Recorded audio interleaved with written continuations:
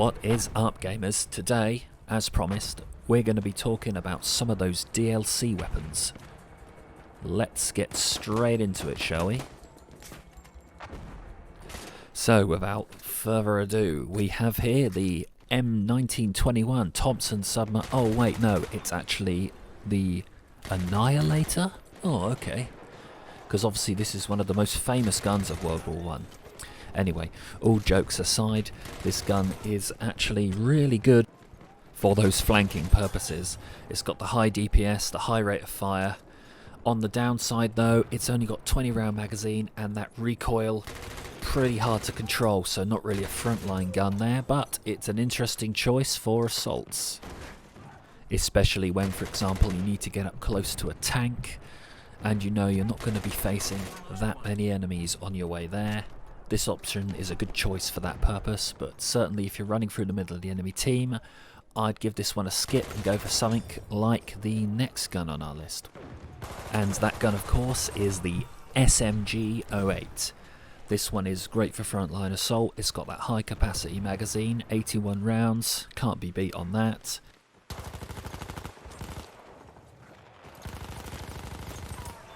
As you can see, the hip fire on this gun is more than controllable, recoil's pretty good, and also, luckily for us, the damage per second is quite good too.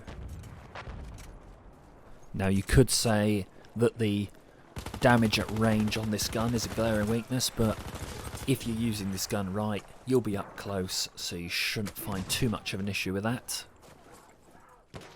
Just remember to keep dipping in and out of cover, which is also very important for our next gun on the list, the Model 1900. Yes, it's that great double barrel shotgun. This is the absolute king of shotguns in my opinion. Absolutely deadly at close range. Hell, even at some medium ranges it's pretty good too, as you can see here. This is great for flanking, but you do require a high level of skill to use this weapon effectively. What I'm talking about here is your trigger discipline, knowing when to pull the trigger, knowing when not to pull the trigger, and also you've got to manage your reloads as well, because you've only got 2 shots. Now you could kill an enemy in 1 shot, you've always got that question, do I leave one in the chamber and get to cover, or do I reload then and there? And that takes a bit of getting used to, but once you're used to that, you should be fine. And now the final assault weapon we have here is the RSC SMG. Now this, you could pretty much consider a shotgun, due to the fact that it's only got a 9 round capacity, but with its very, very high damage per second, you've just got to get in, get your kill, and get into cover. Again, this is a weapon that's great for flanking, but with only 9 bullets, there's only so much you can do, so that makes this in the high skill category also. So you've got to be careful with your shots, choose your battles wisely, and most importantly, I think, stay out of the thick of the action, because you will get killed a lot if you do that. So that's my pick of the assault class guns. Now let's have a look at some of the medic guns, shall we? Okay, so here we have the Fedorov. This is a full auto assault rifle, you could say, for the medic class, which is quite a rarity. Now what I'm about to say is certainly the case for me, but I think it's going to be the case for quite a few of you guys as well. I'm going to go ahead and say this is the best medic class gun you can get. I mean, it's just so versatile. Like, medium rate of fire, the recoil's very controllable, it's got a nice capacity, the damage is good, it's nice and steady when you aim it. You want this gun. Now next we have the General Lu. This is a semi-auto rifle with a twist. However, we'll get to that in a second. First of all, let's talk about its features in the semi-auto mode. It's got quite a nice rate of fire. The stability is good, so when you're sidestepping, the gun's not wobbling all over the place. The iron sights on it are good. I do like that. It's also got 6 round capacity, which is pretty decent. But the king feature of this is the ability to turn off the gas system and use it as a single action rifle, which gives you that precision capability if you need it. I absolutely love the ability to switch between those modes, it's quite fun. And then finally we've got the French RSC here. This is pretty much the beast of the medic class here. It brings a 2-shot kill capability to the semi-auto rifles, as you can see in all these clips here. But as we all know, Uncle Ben said, with great power comes great responsibility.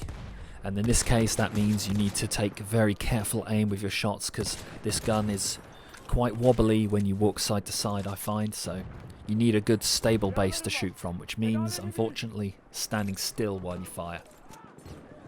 For most players, however, that's a price they're willing to pay. This gun is one of the absolute favourite medic class guns. Now, from one French gun to another, we're going for the Shoshat. I'm not quite sure how you say it, but it's a very odd looking French light machine gun. It's got this super slow rate of fire, quite a small magazine, which actually is quite suited to the low rate of fire. Now, of course, it's got a low rate of fire, but the damage per bullet is immense on this gun, so you just got to get in there and chug away at them until they drop.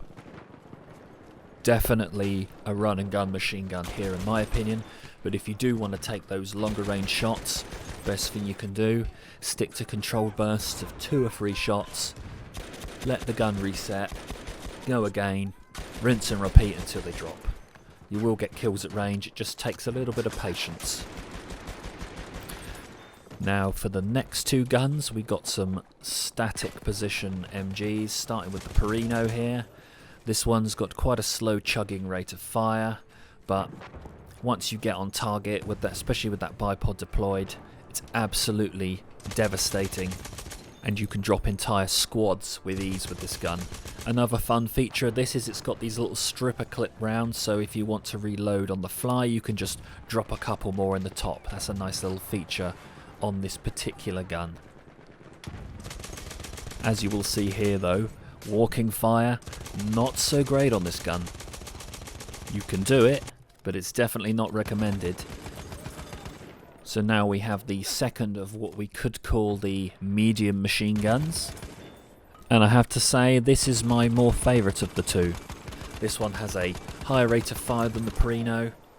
However, the bullets tend to do less damage. The damage drop-off's quite high, so you can laser beam the targets from a distance, but the further out you go, the more and more you'll just be tickling them. However, it's still super effective, and probably my favourite bipod deployable MG in Battlefield 1. And it's also worth noting that the telescopic version of this gun is also really great, but I tend to use that gun for those annoying pesky airplanes because it's really good at shooting down those bombers. You just pop it on the bomber and you just keep firing until they die. It's amazing. Anyway, let's move on to some of the scout class weapons next, shall we? So we'll start off with the Mosin Nagant here. I've got the Marksman edition in my hand right now, but there's also an infantry model. I'd mark this up as an alternative to the M95. It's not got the straight pull bolt, but it's just got a really nice action to it, and the stability, in my opinion, so much better. The scope works so much better. It's just an upgrade to the M95 really, guys. That's all I have to say on this gun. Plus it's a Mosin, you know, it's a quirky cool Russian bolt action rifle. Who wouldn't want to give it a try? And now we go from Russian to French with the Lebel Model 1886. This gun comes as a sniper variant shown here, but also there is an infantry version. Now, one of the quirks of this gun is that it's got an 8-round capacity with this weird tubular magazine that gives it a sort of distinctive reload.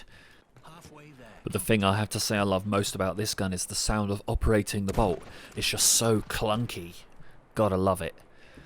It's also worth noting that the infantry version of this gun has some of the best iron sights on a bolt action rifle you can get in this game. So I highly recommend you give that a go also. And speaking of iron sights, we're now going to move on to the Enfield 1917. Look at these iron sights. Now, this gun has 2 versions, both of which have the 6-round capacity, as well as a moderate bullet velocity. unlike the other Enfield, which tends to be a bit on the slow side, I feel. Now, if you like to do a bit of run and gunning with the Scout class, I highly recommend this gun, as it's got that quick bolt. As you can see, you can get a second shot quite quickly, it's pretty stable. But now we've got the other version, the silenced. Now this is just a gun with the scope, but it's got the silencer on it, which makes it like so unique and quirky.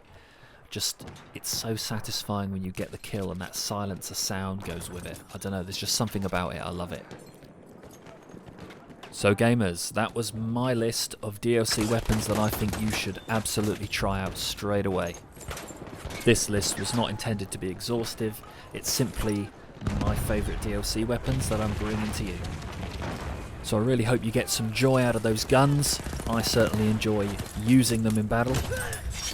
If you do, make sure to smash that thumbs up button, as it lets me know that I'm onto a good thing and I'll keep making videos like this.